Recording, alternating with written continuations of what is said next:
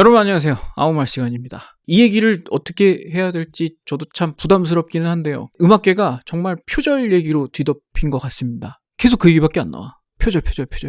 저도 댓글 같은 거 이렇게 많이 봤거든요. 근데 많은 분들이 왜 뮤지션들은 이 문제에 대해서 입 딱 다물고 있느냐. 그런 얘기를 많이들 하세요. 왜 전문가들은 아니면 평론가, 뮤지션, 뭐 누가 듣든 음악 관련된 사람들은 왜 이거에 대해서 뭐 자기 의견을 이야기하지 않느냐. 혹시 이제 밥그릇 때문에 그러느냐. 그런 얘기들 많이 있더라고요. 그리고 이제 제 주변에도 또 뮤지션들 중에서도 팔은 또 안으로 굽는다고 그 표절이다 하는 사람들을 또 방어하는 그런 친구들도 있기는 있어요. 그런 입장도 이해는 합니다. 아무튼 저는 뭐 시기도 그렇고 뭐 이걸 뭐 어그로 끌어가지고 조회수를 빨겠다 뭐 이런 생각으로 하는 얘기가 아니고 정말 뮤지션의 한 사람으로서 그리고 이제 선배, 선생 입장에서 너무 안타까운 마음이 들어서 이 얘기를 좀 해볼까 합니다. 저는 사실 특정 뮤지션이나 특정 사안을 놓고 이야기하고 싶은 게 아니기 때문에 그동안도 굉장히 오랜 세월 동안 얘기됐던 이제 표절 이야기에 대해서 좀 해보고 싶습니다. 표절이라고 얘기하는 것들 중에 의견이 저는 좀 갈리는 부분이 있다라고 보는 게 어떤 부분은 좀 억가 같은 부분도 있긴 있어요, 분명히. 세상에 뭐 비슷한 노래는 많습니다. 표절을 안 했어. 막 그냥 나는 남의 노래를 베끼지 않고 정말 순수하게 창작을 했는데 우연히 세상 어디 저편에 뭐 지구 반대편에 비슷한 노래가 있을 수도 있습니다. 뭐 그럼 억울할 수도 있죠. 요즘 이제 뭐 표절 의혹 그러면서 유튜브에 되게 많이 올라오잖아 지금. 근데 진짜 이 정도는 아닌데 라고 얘기하고 싶은 것도 되게 많더라고요. 많기는.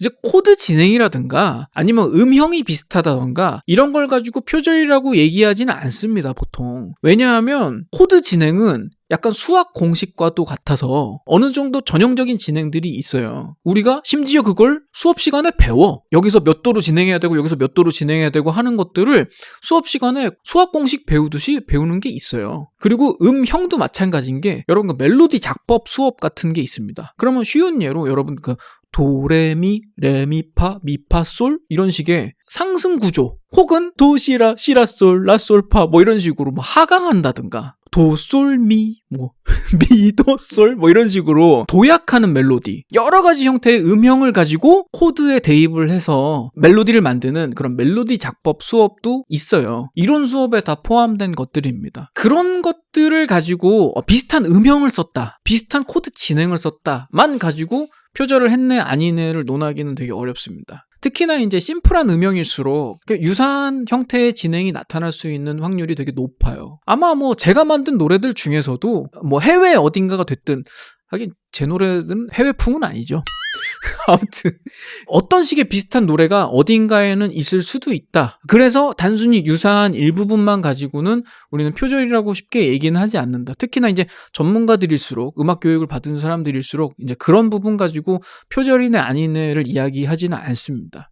오히려 전문가들일수록 의도가 있었느냐 그걸 많이 보게 되는 것 같아요. 사실 우리가 그 타짜들은 이 작업해놓은 걸 보면 대략 이게 의도가 있었냐 없었냐 판단이 되는 부분들이 있기는 있습니다. 그렇죠. 그리고 베끼는 것도 사실 여러 종류의 베낌이 있습니다. 평소에 남의 노래들을 많이 들었어. 남의 노래 영향 많이 받았어. 좋은 뮤지션들의 영향을 많이 받아서 그 사람 풍을 흉내내서 무언가 새로운 곡을 만든다. 그걸 가지고 아무도 욕하지 않아요. 뭐 좀 따라했다라는 소리는 들을 수 있어. 그렇다고 그걸 베낀 건 아니잖아. 어떤 풍을 따라했다라는 거는 전혀 문제가 될 게 없습니다. 그거는 당연한 의미의 레퍼런스예요. 근데 가끔씩 작업하는 친구들 중에 제 학생들 중에서도 그러다가 진짜 저한테 엄청 욕먹고 혼나는 친구들이 있는데 목표로 하는 트랙을 아예 자기 작업하는 공간 위에 올려놔요. 1번 트랙에 레퍼런스 곡을 올려놓고 그 밑에다가 그 비슷한 편성, 비슷한 템포, 비슷한 구성으로 자기 곡을 그 밑에 쓰는 거야. 그리고 작업하면서 한 번씩 그 레퍼런스 곡을 들어. 비슷하게 했나? 이게 뭐가 되는 겁니까? 너무 비슷하다 싶으면 조금 꼬고 그런 거죠. 절대로 하면 안 되는 것 중에 하나가 이 작법이거든요. 저는 진짜 가끔씩 그런 학생들 있어요. 진짜 있어. 그리고 어떤 선생이 그렇게 가르치는지 모르겠는데 그런 식으로 작곡하라고 가르치는 선생도 있다고 하더라고요. 되게 부끄러운 얘기지만 옛날에 그런 걸 요구하는 제작자들도 꽤 있었어요. 선배들이. 제 얘기 하나 해드릴게요. 여러분들 제가 되게 그 노라조 작업을 하면서 정말 듣기 싫은 얘기 중에 하나가 자가 복제한다는 얘기입니다. 사실은 그게 이제 웃으면서 넘어가고는 있지만 노라조 곡들이 비슷비슷하다라는 얘기를 듣는 이유는 사실은 머니 코드를 쓰기 때문이고 그리고 멜로디에 펜타토닉 스케일을 쓰기 때문입니다. 왜냐하면 우리나라의 많은 응원곡들은 펜타토닉 스케일로 이루어져요. 펜타토닉 스케일은 그러니까 반음 안 쓰는 음기 있죠. 도레미솔라. 도레미솔라만 쓰는 그 안에서 멜로디를 짜다 보면 이제 비슷비슷한 느낌이 나요. 대신에 노라조 노래들 들어보시면 그 덕분에 되게 응원가처럼 되게 강렬한 파워 이런 거를 느낄 수 있지 않습니까? 그래서 그 한계 안에서 많은 곡들을 쓰다 보니까 뭐 비슷한 것들이 나올 수는 있어요. 물론 안 비슷한 노래도 썼어. 여러분들이 안 좋아해서 그렇지. 그게 가장 함정이죠. 네. 안 비슷한 그런 곡도 썼고 아닌 곡도 썼어. 근데 그런 곡들만 팔리더라. 아닌 곡은 안 사갔어. 그런 곡들을 팔아주는 여러분의 탓입니다. 다른 종류의 곡을 쓰면 여러분들이 안 좋아해. 사실 많이 썼죠. 많이 썼어. 진짜 많이 썼지. 안 팔렸을 뿐이지. 흥행을 못했어요. 알려지지 않았다고 하겠습니다. 아무튼 근데 그중에 제가 부인 못하는 곡이 하나 있어요. 고등어. 아. 고등어는 이제는 말할 수 있다. 이제는 말할 수 있지. 10몇 년 지났으니까 이제 하는 얘기예요. 고등어는 애당초 만들어질 때부터 노골적으로 슈퍼맨 2를 만들어 달라고 했어. 슈퍼맨과 정말 유사한 곡을 만들어 달라는 요청을 받고 쓴 곡이야. 왜냐하면 슈퍼맨 당시에 노라조 회사가 활동을 그리 오래 못했어요. 생각보다. 아 그래요? 네, 슈퍼맨 활동 2주 했습니다. 진짜 얼마 못했구나. 2주밖에 못했는데 방송 활동 끝나고 히트를 한 케이스예요. 지금으로 치면 뭐 역주행 같은 뭐 그런 거죠. 그랬더니 회사가 그게 너무 아까운 거야. 그래서 최대한 슈퍼맨의 분위기를 그대로 끌고 갈 수 있는 슈퍼맨 2 같은 노래를 만들어 달라 해가지고 만든 노래가 고등어예요. 그래서 코드 진행 똑같아. 멜로디의 느낌 같은 것도 많이 유사해. 그거는 의도를 가지고 애당초 만든 노래입니다. 물론 내 노래를 내가 베꼈으니까 뭐 누가 나를 법적으로 뭐라고 하진 않겠지만 아무튼 제작사에서 그렇게 강한 요구사항이 있었기 때문에 만들었던 곡이고 슈퍼맨 고등어는 지금도 비슷하다는 얘기 계속 듣잖아요. 저도 그거는 부인 안 해요. 근데 다른 노래는 달라요. 비슷하다고 다 똑같은 게 아니야. 아무튼 의도가 들어있느냐 아니냐는 너무 큰 차이예요. 그잖아. 근데 하물며 안 비슷하게 결과물이 나왔다고 쳐도 내가 위에 베끼려고 맘먹은 노래를 얹어놓고 작업을 했어? 그러면 사실은 선수들은 알아. 이거 그쵸. 뭐 넣고 작업했는지 안다고. 그런 게 더 사실은 괘씸해요. 저는 그게 더 괘씸하다고 봐. 왜냐하면 결과물은 조금 다르게 나왔을 수도 있지만 의도가 더 악의적이잖아. 베꼈는데 베낀 티 안 내려고 한 게 더 악의적이잖아. 참 그거 좋지 않은 작법이라고 생각합니다. 여러분 혹시 작곡가를 꿈꾸시는 분들이 있다면 절대로 작업할 때 레퍼런스 트랙 같은 거 올려놓고 들으면서 그런 작업 절대 하지 마십시오. 그러면 언젠가 여러분의 곡이 지금 같은 이런 표절 사태 도마에 오르게 돼 있습니다. 사람들이 모를 것 같죠. 다 알아 사실은. 못 피해가요. 사실은 다 알아. 그게 은연중에 이거를 아예 대놓고 우리 그 우라카이라고 하는 우라카이 나왔어. 우라카이. 야 그거 다른 말로 뭐라고 하지? 트레이싱 정도로 하면 되나? 아 그쵸. 네. 그 왜 트레이싱 그림에서 그 기름종이 놓고 베껴 그리는 거 있죠? 그런 거랑 비슷하다라고 보시면 돼요. 저는 지금 그러니까 요즘 크게 문제가 된 이 표절건도 사실은 그런 트레이싱의 범주에 있다라고는 봅니다. 맞습니다. 뭐 그리고 또 하나 나오는 얘기가 이제 오마주. 오마주. 오마주라고 하는 얘기들이 많이 나오는데 오마주 같은 경우는 저는 그 작곡가를 너무 좋아해. 그래서 그 작곡가의 풍을 가져올 수도 있고 그 작곡가의 뭐 멜로디 진행이나 화성 진행이나 이런 것들을 일부 가져올 수도 있다라고 생각해요. 근데 오마주는 어떤 차이가 있냐면 오마주는 내가 존경의 뜻을 담고 있는 거잖아요. 그렇죠. 내가 만들 때서부터 이분의 노래를 오마주해서 만들 것이다 라는 게 공공연하게 오픈돼 있어야 돼. 그럼요. 나는 너무 이분을 존경해서 이번 내 노래는 이분의 풍대로 만들었고 이분의 소울을 내가 차용했다라는 게 그리고 내가 존경하는 사람인데 자랑스럽잖아. 그렇죠. 난 이분의 길을 뒤따르는 사람이다. 자랑스럽게 내밀 수 있으면 오마주가 될 수 있는 거야. 근데 내가 자랑스럽지 않고 부끄러워 이건 내 곡인데 라고 숨기고 싶어. 그러면 이미 거기서 오마주는 아닌 거예요. 그잖아요. 지금 뭐 예를 들어서 왜 레트로를 따라하는 이제 뉴트로풍의 음악을 한다던가 하면 우리는 옛날에 80년대에 있었던 음악들 그런 것들을 흉내내고 어떻게든 따라해 보려고 하고 그 시절 선배들의 그런 작법 같은 거를 이건 어떻게 했었지? 뭐 이건 드럼 머신을 썼었나? 뭐 그런 방식까지도 되게 따라해 보려고 되게 노력을 많이 하잖아요. 그렇죠. 그런 거는 오마주의 범주에 있죠. 그리고 그런 시절에 그런 멜로디의 그런 느낌들 2000년대의 멜로디 풍하고 막 80년대의 멜로디는 풍 자체가 좀 다른 건 있잖아요. 예, 그런 것들. 그런 걸 따라해 본다라는 것들은 존경의 뜻으로 할 수 있어. 충분히 할 수 있죠. 할 수 있죠. 근데 그거를 마치 차용이 아닌 듯이 슬쩍 가져다가 또 너무 비슷하게 보이면은 이거 또 베꼈다는 얘기 들을 수 있으니까 이렇게 바꾸고 저렇게 바꾸고 속도도 바꾸고 막 해가지고 써먹어? 저는 이제 거기서부터는 이제 양심의 문제라고 생각하는 건데 표절은 사실은 양심의 문제가 맞습니다. 판단 기준이 의도에 있는 거네요. 판단 기준은 양심에 있다라고 봐야 된다고 봅니다. 이게 좀 애매한 부분이 있는 게 진짜로 내가 양심에 손을 얹고 나는 베끼지 않았다. 근데 우연히 비슷한 노래가 나타났을 뿐이다. 그렇다고 뭐 법적인 책임을 피해갈 수는 없어요. 그렇게 해가지고 왜 해외 판례들은 라이센스를 쉐어해주고 뭐 이런 판례들이 많이 생겼잖아요. 뭐 일부분 저작권을 인정해서 저작권을 이렇게 나눠주고 하는 것들이 많이 생겼잖아요. 그러니까 뭐 법적인 문제랑 별개로 진짜 나는 양심에 손을 얹고 난 안 베꼈어 라고 하면 당당하셔도 돼. 근데 양심이 좀 걸리는 게 있어? 그러면 하면 안 되지. 사실은 그리고 오랜 세월 작곡가 생활을 하면서 불현듯이 떠올랐거나 아니면 기존에 있는 멜로디인데 요걸 내가 유사하게라도 갖다 쓰고 싶은 그런 유혹은 정말 많습니다. 너무 듣기 좋고 막 이게 너무 욕심나고 요 부분만 내 사비에 갖다가 딱 쓴다고 하면 정말 이 활용 점정이 될 것 같은데 막 이런 생각이 들 때가 너무 많지. 그럴 때 빨리 내 손을 끊어야 그래야 돼요. 그래야 된다고. 한 번 손대기 시작하면 이 멈출 수가 없어. 거기서 조금 갖다 썼더니 너무 좋아. 다음번에는 이제 뭐 갖다 쓸 거 없나를 찾게 된다니까? 맞아. 그러면 안 돼요. 처음이 어렵지. 두 번, 세 번은 두 번, 세 번은 쉽지. 나는 그런 적도 있단 말이야. 양심에 손을 얹고 내가 만들었어, 이 멜로디는. 이 노래를 들은 적이 없는데 내 친구가 딱 듣더니 야, 비슷한 노래 이런 노래 있는데 하고 들려줬어.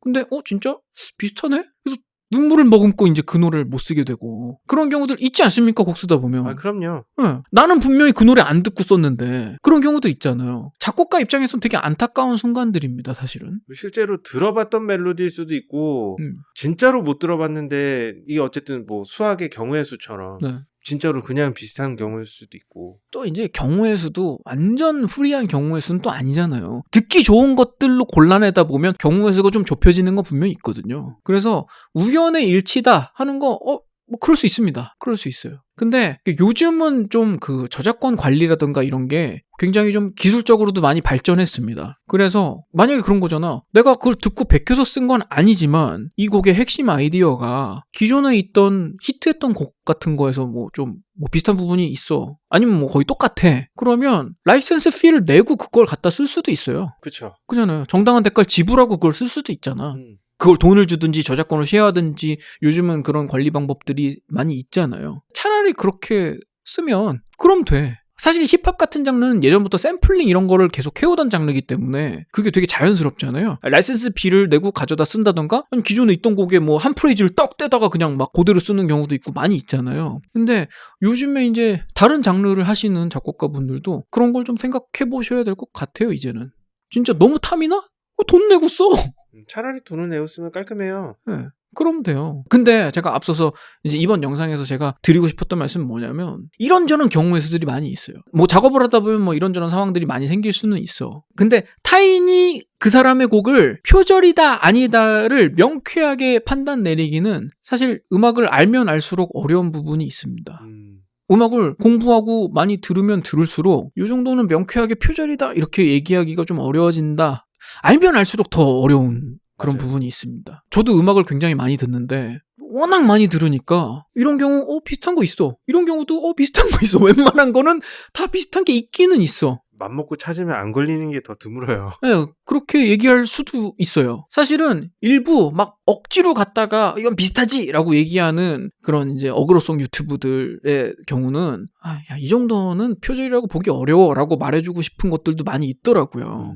그러니까 결과물에 비슷하냐 아니냐만 가지고 논쟁을 하기에는 표절이다 아니다, 의도가 있었다 없었다를 얘기하는 데는 별로 도움이 되지는 않습니다. 오히려 작업했을 그 과정을 유추할 수 있는 사람들이라면 이건 다분히 의도가 있었다, 그렇지. 놓고 베꼈다, 뭐 그런 정도들을 대략 추론할 수는 있습니다. 이거는 이 편성에, 이 멜로디에, 이 진행에 뭐 여러 가지 이것들은 요 세트로, 그러니까 여러 가지 복합적이에요. 요새는 이렇게 음악이라는 게 가사와 멜로디만으로 끝나는 게 아니잖아요. 그렇죠. 편곡도 있고 편곡에 걸친 사운드도 있고, 사운드도 마치 사람의 그 지문처럼 그 느낌이라는 게 있거든요. DK 사운드는 DK 사운드의 느낌이 있고, 이숲 사운드는 이숲 사운드의 느낌이 있고, 우리가 왜 리뷰할 때도 그런 얘기 많이 하잖아요. 뭐 이건 세르반 게니 느낌의 사운드고, 뭐 그런 식으로 뭐 믹스 엔지니어의 사운드들도 다 풍이 있잖아요.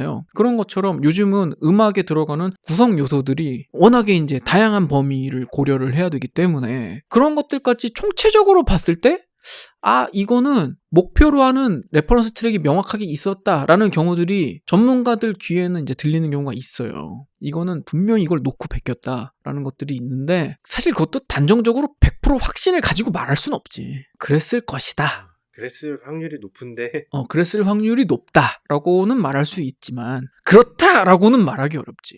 그리고 그런 것도 있고요. 100%가 아닌 상황을 놓고 전문가들이 자기 이름을 걸고 이건 베꼈다라고 말하기가 굉장히 부담스러운 건 있죠. 그렇죠. 진짜 내가 그랬는데 그게 잘못된 마녀 사냥이 되면 어떡해? 그럼요. 그런 부담감을 갖고 있으니까 음악 관련 종사자일수록 이건 표절이네, 이건 아니네 라고 말하기는 되게 어려운 것 같습니다. 여러분이 원하는 시원한 결론은 저희가 내드리기는 어려울 것 같습니다. 하지만 저희가 오늘 이렇게 한 얘기를 놓고 조금 더 다각도로 생각을 해보신다고 하면 이건 좀 빼박이다, 뭐 이렇게 여러분 스스로 판단하실 수 있는 건 있긴 있을 거예요. 또 이제 인터넷 바닥에 음악 좀 해보신 분들 많잖아. 그렇죠. 취미로라도 해보신 분들 많잖아. 본인들이 작업 좀 해보셨으면 이거는 이렇게 올려놓고 보면서 베꼈는지 그냥 듣고 영향을 받았는지 그 정도 판단하실 수 있는 분들 많이 있잖아요. 그런 기준에서 봐야 된다, 그 말씀을 드리고 싶었습니다. 그리고 그런 식으로 100길 트랙 올려놓고 작업하는 건 그거는 예전에 몇십 년 전에 이미 끝났어야 되는 작업 방식이고요. 맞아요. 몇십 년 전에도 하면 안 되는 거였었는데 저희 선배들 많이 했었죠. 심지어 저한테도 많이 시켰어요. 그리고 곡 배우러 가면 그런 걸 가르치기도 했었고. 정말 죄질이 나쁜 케이스는 저한테 그냥 히트곡에 미디 파일 던져주고 이걸 편곡하려는 거야. 여러분 미디 파일 뭔지 아세요? 미디 파일? 노래방 반주 정도 되는 퀄리티의 파일이라고 보시면 돼요. 그러니까 원본 음악의 사운드가 뭔지는 모르는 상태에서 그 구성만 던져준 거야. 그리고 나한테 그 사운드를 내 스타일로 알아서 입혀서 다른 사운드로 만들어내라 이거지. 곡 구성은 베꼈는데. 악기만 바꿔 이런 거랑 똑같은 거 아니에요? 그러니까 악기 바꿔서 새로운 사운드로 다듬어줘. 그러면 사실 일반인이 들을 때는 그 결과물 놓고는 그 노래 베껴서 온지 잘 모르죠. 왜냐하면 나는 그 오리지널이 뭔지 모르고 작업했으니까. 영리한 방법입니다. 모르는 사람한테 시켜. 그러니까. 옛날에 90년대 선배들은 그런 짓을 하기도 했어요. 정말 그때도 나쁜 사람들이지 그거는. 90년대도 정직하게 음악한 사람들 많지. 그런 나쁜 놈도 있었다. 근데 요즘 같은 세상에 그런 짓 하면 큰일 나죠. 다 잡힙니다. 사람들 우습게 보지 마세요. 인터넷 수사단을 우습게 볼 수 없어요. 네티즌 수사대가 다 잡습니다. 심지어 지식인에다가 음도 안 적고 딴 따다단 따단 딴딴 막 이런 거, 이거 무슨 곡이죠? 하면 다 맞춰주잖아. 다 알려줘.